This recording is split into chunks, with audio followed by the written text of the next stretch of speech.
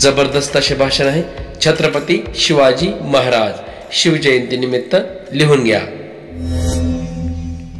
सुप्रभात सर्वांना नमस्कार। आज आपण इतिहासातील एका महान योद्ध्याबद्दल बोलणार आहोत, छत्रपती शिवाजी महाराज। छत्रपती शिवाजी महाराज हे एक पराक्रमी, शूर, दूरदृष्टी असलेले राजा होते। त्यांचा जन्म 19 फेब्रुवारी 1630 रोजी शिवनेरी किल्ल्यावर झाला।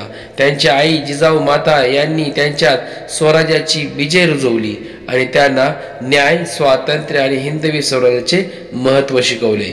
शिवाजी महाराजांनी मुघल आणि आदिलशाही सारख्या मोठ्या साम्राज्याविरोधात लढत स्वराज्याची स्थापना केली। त्यांनी गनिमी काव्याचा उपयोग करून अनेक लढाया जिंकल्या। महाराज हे फक्त महान योद्धेच नव्हते, तर एक कुशल प्रशासक देखील होते। त्यांनी जनतेच्या हितासाठी अनेक सुधारणा केल्या, जसे की शेतकऱ्यांसाठी चांगले नियम, स्त्रियांचा सन्मान, धर्मनिरपेक्षता। 1674 साली रायगड किल्ल्यावर छत्रपती शिवाजी महाराजांचा राज्याभिषेक झाला आणि ते हिंदवी स्वराज्याचे पहिले छत्रपती बनले। त्यांचे कार्य आणि विचार आजही आपल्याला प्रेरणा देतात।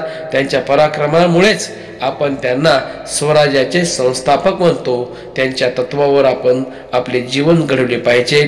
जय भवानी, जय शिवाजी एवढे बोलून थांबतो। धन्यवाद।